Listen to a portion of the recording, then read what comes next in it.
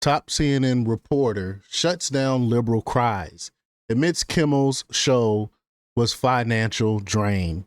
This is something that I was alluding to earlier in my previous video. Um, when I was talking about Geraldo and what Geraldo thoughts on this is that Jimmy Kimmel show was tanking. Nobody was watching it. It was costing ABC money. Why would they continue to fund this?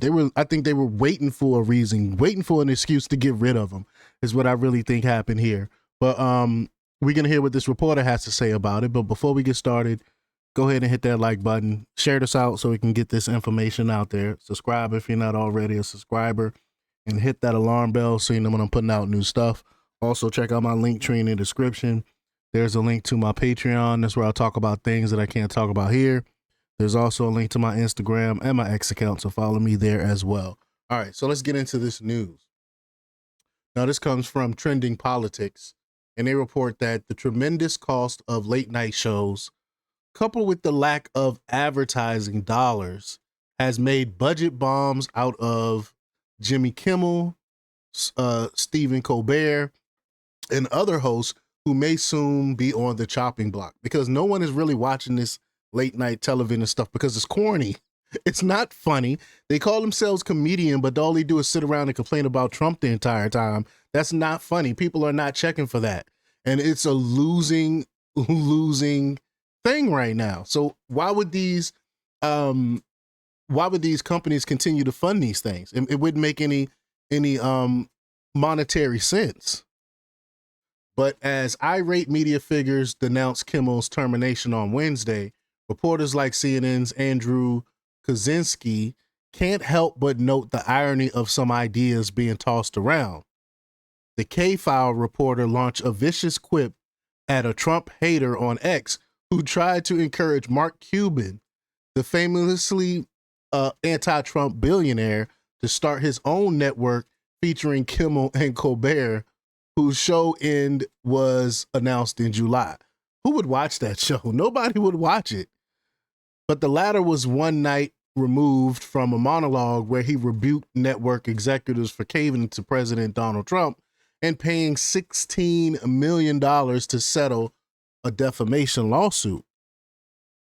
Almost immediately, the New York Post spoke with sources at parent company Paramount, who brought the receipts showing Colbert's show was losing $50 million annually, leaving an open wound that Paramount needed to close amid its merger with Skydance. So what incentive would they have to keep Colbert around?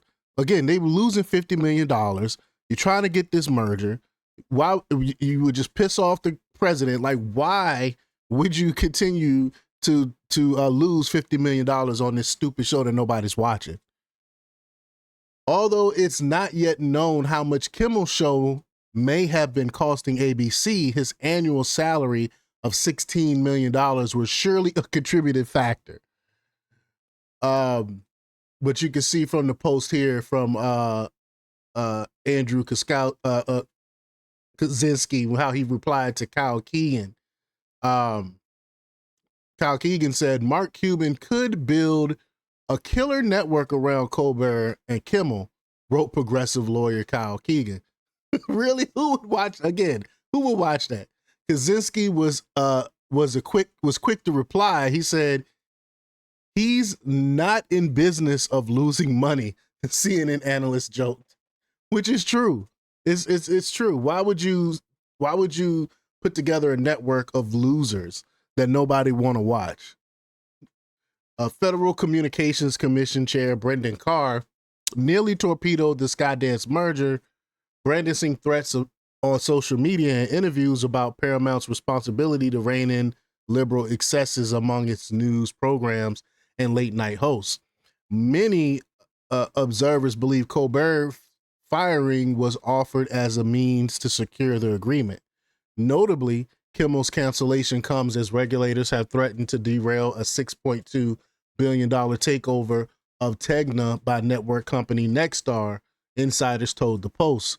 Sinclair Broadcasting, which carries Kimmel's show on ABC affiliates across the country, has demanded that the comedian publicly apologize to the estate of Charlie Kirk and make a personal donation after using his death to launch a broadside at Trump and Republicans on Tuesday night. Quote, "We hit some new lows over the weekend with the MAGA gang desperately trying to characterize this kid who murdered Charlie Kirk as anything other than one of them and doing everything they can to score political points from it," Kimmel told his audience, which is exactly what he was trying to do, is score political points, even though he was wrong. It was not a MAGA person. This dude was not a conservative. He was a liberal.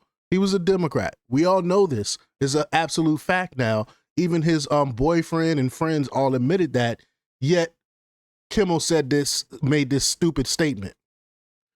Allies of Kimmel have spoken anonymously in the press defending his First Amendment right to issue left-leaning commentary about the Trump administration and accusing Nexstar of sucking up to Carr, who has the authority to nix its merger. In a recent interview with Sean Hannity, the FCC chair emphasized that he may deny a merger on the grounds that partisan TV is not in the public interest. Quote, "Running a narrow partisan circus, whatever the public interest means, is not that," he said, which is true. You know, you can't be one-sided like this and be on national television. That's what the FCC is there to check those things. And if you want to be on national television, you can't be out here telling lies just because to push your political agenda. The FCC have every right to fine you or whatever the case may be. If you don't like it, that's what the internet is for. Take it to the internet if you want to tell lies like that. But y'all let me know what y'all think about this. Leave y'all comments down below. Like, share, and subscribe. And check out jjthepsychotherapist.com for the latest in news. Until next time, peace.